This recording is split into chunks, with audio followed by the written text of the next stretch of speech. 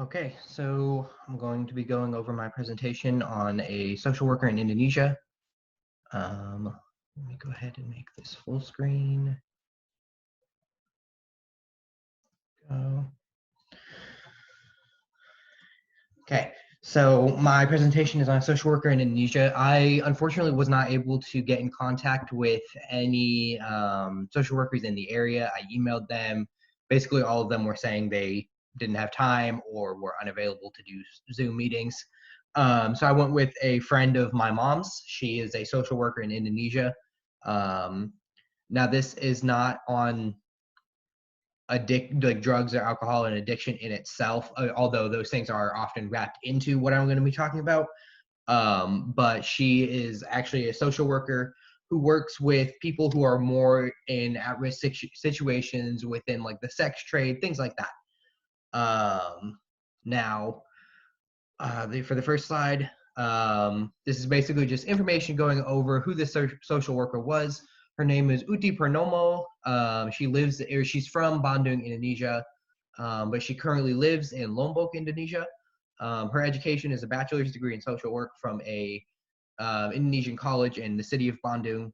Um, she has 8 years of social work experience, and then her current position right now is she's partnered with the Indonesian Department of Social Work. Although she is not technically a licensed social worker, she does work with them. And then she is also an outreach manager for the Freedom House, which is a essentially a house that helps at-risk women and children who are escaping the sex trade or escaping prostitution, gives them a place to stay, place to live, things like that. So agency, obviously her name is Uti Purnomo. Agency, she currently works with the Department of Social Work in Indonesia and then also the Freedom House. Um, Her clientele mainly involve women and children, usually coming out of prostitution or sex trade. That's a big thing in Indonesia. Is a lot of times children will be sold into the sex trade as sex slaves, things like that, and then also just helping children who are on the streets, who are usually children of prostitutes who don't have a home, don't have a school to go to, etc. So Uti's responsibilities are essentially she is kind of the outreach manager. She goes into the red light districts, train stations, things like that, where prostitutes are often found, and she is the bridge between the government, the Freedom House, and the prostitutes. She essentially helps them develop a relationship. She brings them gifts like toothbrushes, hairbrushes, things like that, things that are just like basic needs that a lot of times they can't afford or get. And she essentially brings them gifts, learns their names, things like that, and develops a relationship with them. And then basically, once she's developed that relationship, she kind of goes back more and more, and she develops that relationship even deeper by asking questions about like where they're from, who they are, like what their story is, and with if they have children, and if so, how are they paying for their children to go to school, afford clothes, things like that. And essentially, kind of just develops that relationship onto a deeper level. And then she gives out her contact information to these women and gives them the opportunity to come to the Freedom House. She works with the Freedom House in she's the outreach manager, and she goes out and she helps find these women, and then also she helps take care of them when they do get there. Um, she helps teach them skills like sewing, baking, making jewelry, things like that, teaching them skills that let them have an ability to have an income outside of prostitution, showing them that they don't have to sell their bodies to make money, that there are other options. And then she also helps co-run a counseling session within the Freedom House. It's a group session. She's not like a licensed counselor or anything like that. So she just helps co-run it, kind of just facilitate it. And then they do have a licensed counselor that is there to help with that. So her credentials, like I said before, she has a bachelor's degree in social work from an Indonesian university. She's not a licensed social worker. She never went through. She never got her master's degree. She never took a test. She's never certified as a social worker. But essentially, she reached out to the Indonesian government after a friend of hers adopted a child who was the child of a sex slave, and kind of like heard the story of him. And so she basically got like developed a passion for helping these women and children, and she reached out to the Indonesian government, and they offered her a position for outreach, essentially saying you can't be a licensed social worker, so you can't do home checks, you can't do things like that, but you can help us find these women, and like find them and give us the ability to reach them. So she started working there, and then eventually she was connected with the Freedom House, and they basically said, you are one of the most important things that we need here. We need somebody to go out and find these women, somebody that they trust, because the Freedom House is run by foreigners. They're run typically by white women, which is just different for the culture. Like a lot of times, they don't trust white people, just because of historical issues in the past. And then so they employed Uti to essentially be outreach and say, you need to go out to these women and develop a relationship with them and be someone that they can trust. And so she works as kind of the liaison between the government and the Freedom House. The government and the Freedom House were not partnered beforehand, but because of Uti, they were essentially able to get in contact with each other and now have been able to help each other, by the government finding these women and then saying, okay, instead of arresting you for the prostitution, which is technically a crime in Indonesia, we are going to send you to the Freedom House for rehabilitation instead. And it gives them an ability to actually help instead of just putting them in prison for a few days and then letting them out. So Uti, this was a little bit harder to ask, because English is not her first language. So this part is a little misconstrued. So I kind of asked her what her theory of use is. And she kind of just, from what I understand, she said that rational choice was kind of like, or what she was saying was aligning up with rational choice.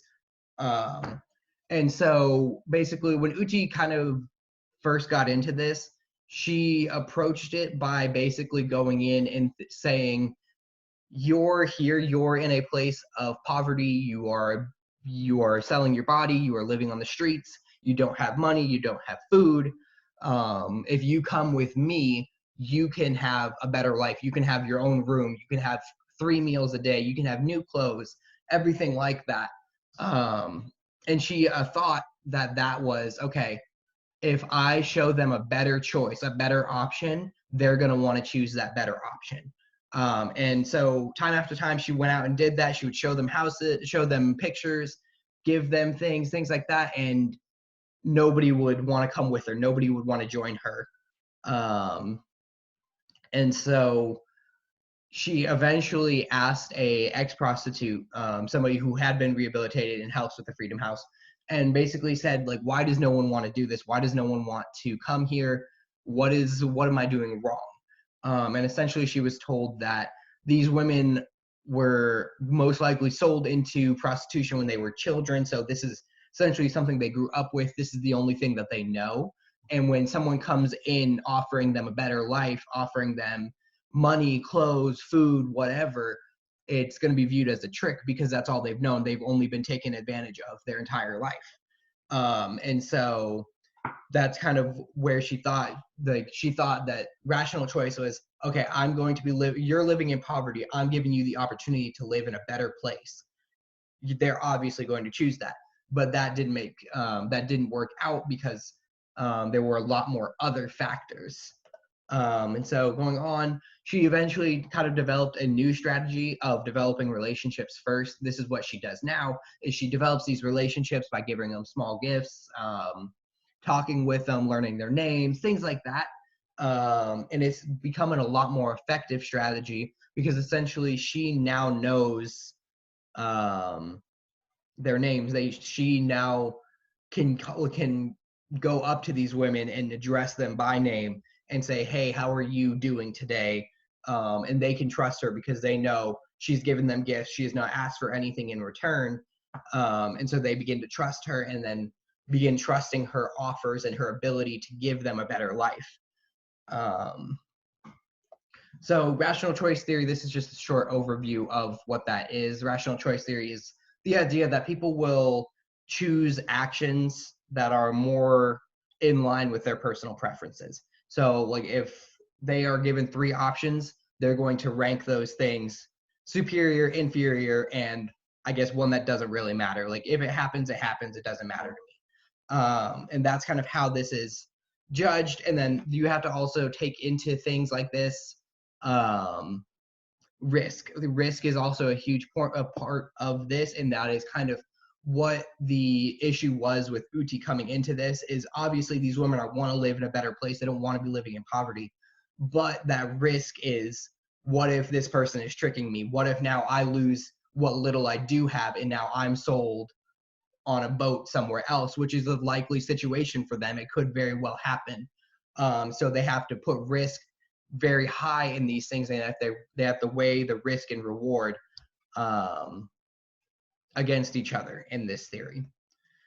So in summary, Uti's job is highly important because it's the first step to getting women to get out of the sex trade. Like building relationships is the first step, building that bridge, and then she focuses on building relationships first instead of rushing in to fix these people. That's something that she has also learned, is that you can't go in with the mindset that you know what's best for these people. While in theory, yes, you do know, okay, well, I need to get them a bed, I need to get them food. Yes, obviously those things are important, but you can't rush in and say, oh, well, you need to stop being a prostitute because that's bad. You have to kind of build a relationship first and not just assume that you are right or better than them, things like that. Um, and then she believes that relationships are the first step to truly being able to help someone heal from their trauma. You have to give them a bridge into something better, to show them that there is a world out there that is good, that people do care for them, things like that. And then use of simple things like gifts and conversation can make a huge difference in beginning to help somebody. This is very important. And yeah, that is the end of my presentation. Thank you very much. Oh, how do I?